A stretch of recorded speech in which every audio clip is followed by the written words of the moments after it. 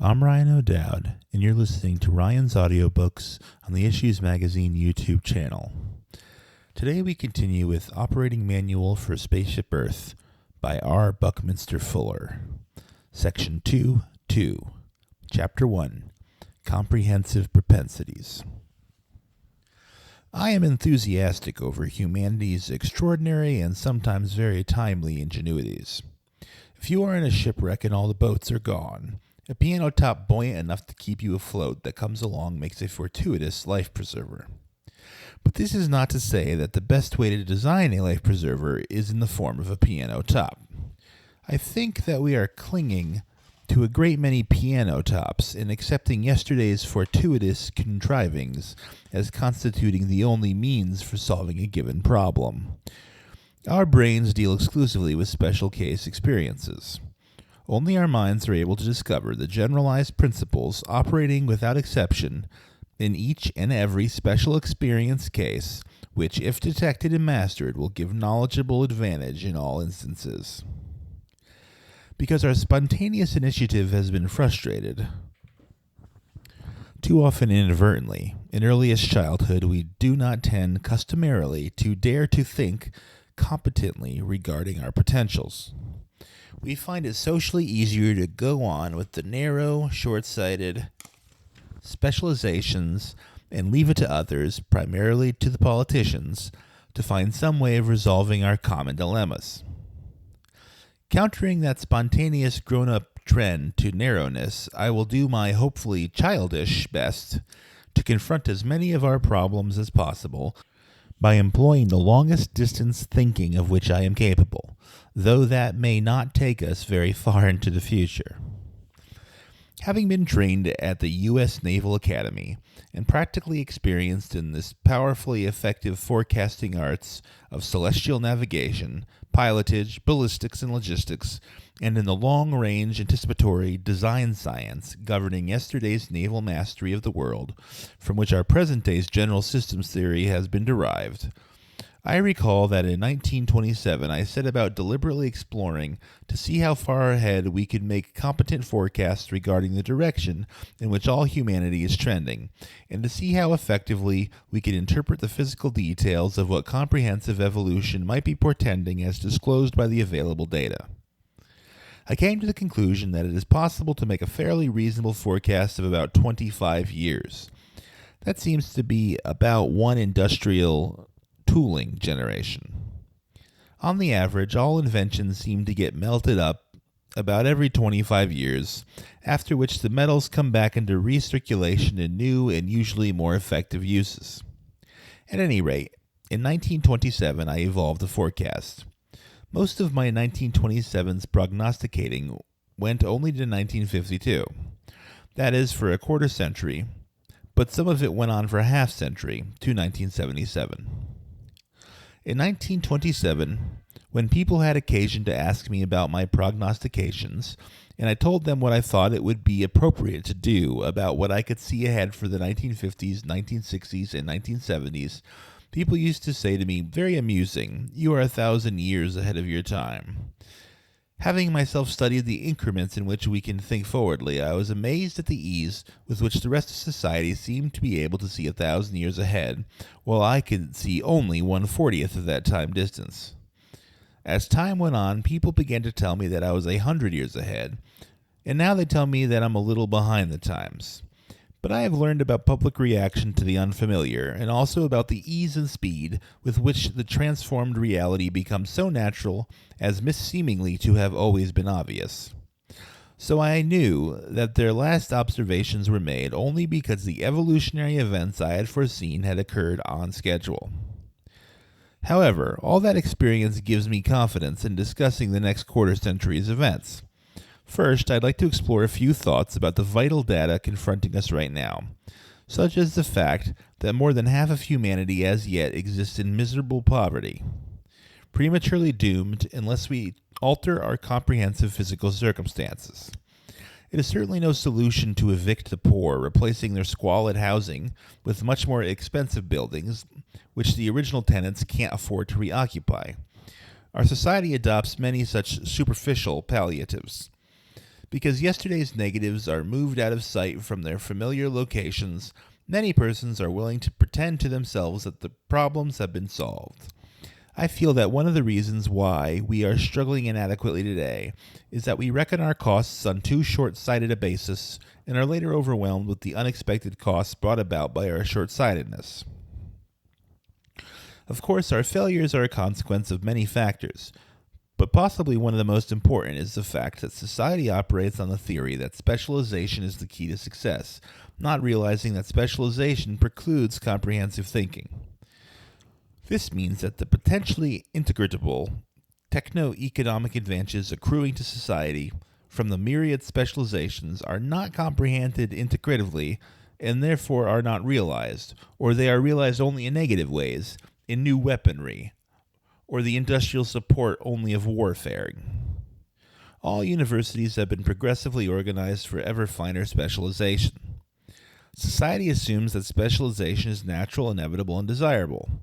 Yet in observing a little child, we find it interested in everything and spontaneously apprehends, comprehends, and coordinates an ever-expanding inventory of experiences.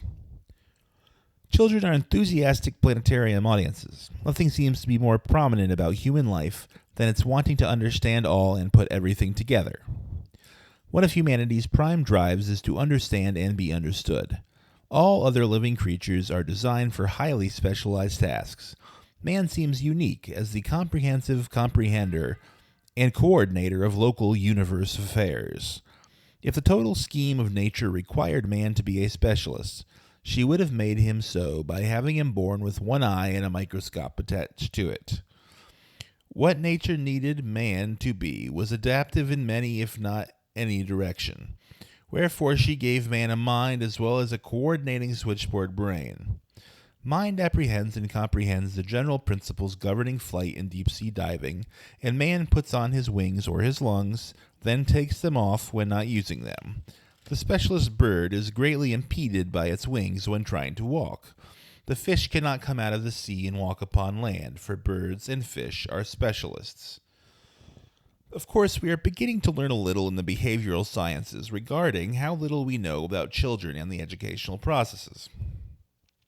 We had assumed the child to be an empty brain receptacle into which we could inject our methodically gained wisdom until that child too became educated. In the light of modern behavioral science experiments, that was not a good working assumption. Inasmuch as the new life always manifests comprehensive propensities, I would like to know why it is that we have disregarded all children's significantly spontaneous and comprehensive curiosity, and in our formal education have deliberately instituted processes leading only to narrow specialization. We do not have to go very far back in history for the answer. We get back to great powerful men of the sword, exploiting their prowess fortuitously and ambitiously, surrounded by the abysmal ignorance of world society.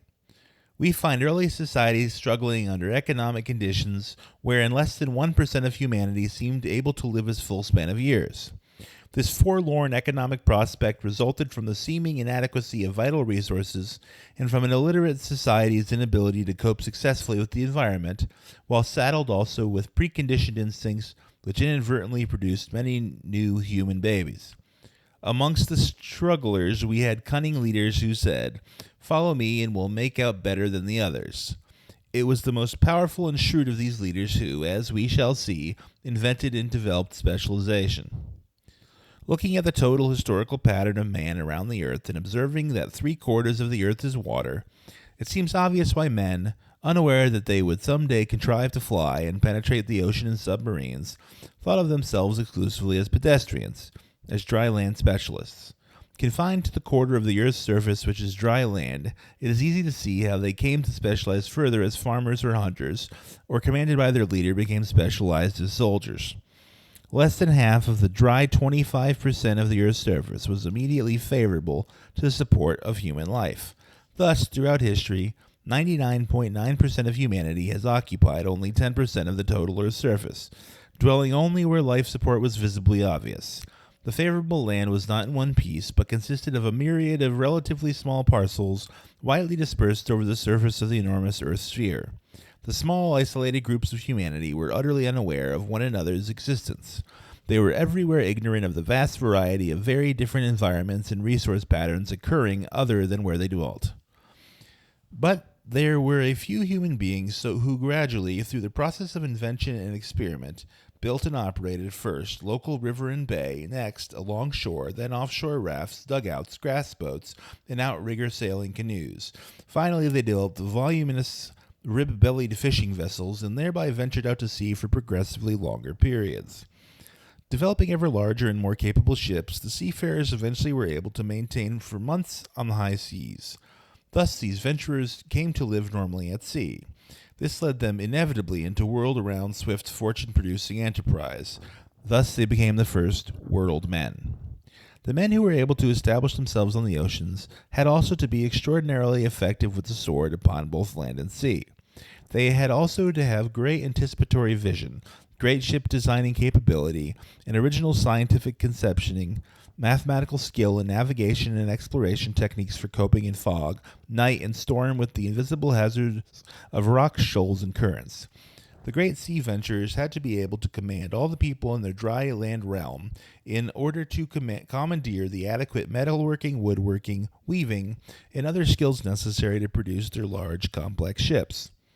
They had to establish and maintain their authority in order that they themselves and the craftsmen preoccupied in producing the ship be adequately fed by the food-producing hunters and farmers of their realm. Here we see the specialization being greatly amplified under the supreme authority of the comprehensively visionary and brilliantly coordinated top swordsman sea venturer. If his ship came in, quote-unquote, that is, returned safely from a years-long venturing, all the people in his realm prospered, and their leader's power was vastly amplified.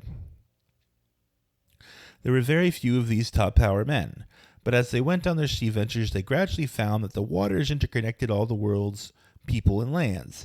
They learned this unbeknownst to their illiterate sailors, who often as not, having been hit over the head in a saloon and dragged aboard to wake up at sea, saw only a lot of water, and without navigational knowledge had no idea where they had traveled. The sea masters soon found that the people in each of the different places visited knew nothing of people in other places. The great venturers found the resources of Earth very unevenly distributed, and discovered that by bringing together various resources occurring remotely from one another, one complemented the other in producing tools, services, and consumables of high advantage and value. Thus, resources in one place, which previously had seemed to be absolutely worthless, suddenly became highly valued. Enormous wealth was generated by what the sea venturers could do in the way of integrating resources and distributing the products to the everywhere across the world amazed and eager customers. The ship-owning captains found that they could carry fantastically large cargoes in their ships due to nature's floatability, cargoes so large they could not possibly be carried on the backs of animals or the backs of men. Furthermore, the ships could sail across a bay or sea, traveling shorter distances in much less time than it took to go around the shores and over the intervening mountains. So these very few masters of the water became incalculably rich and powerful. To understand the development of, and editors note this is emphasized, intellectual specialization, which is our first objective, we must study further the comprehensive intellectual capabilities of the sea leaders in contradistinction to the myriad of physical, muscle, and craft skill specializations which their intellect and their skillful swordplay commanded. The great sea venturers thought always in terms of the world, because the world's waters are continuous and cover 3/4 of the Earth planet. This meant that before the invention and the use of cables and wireless, 99% of humanity thought only in the terms of their local terrain. Despite our recently developed communications intimacy and popular awareness of total Earth, we too, in 1969, are as yet politically organized entirely in terms of exclusive and utterly obsolete sovereign separateness.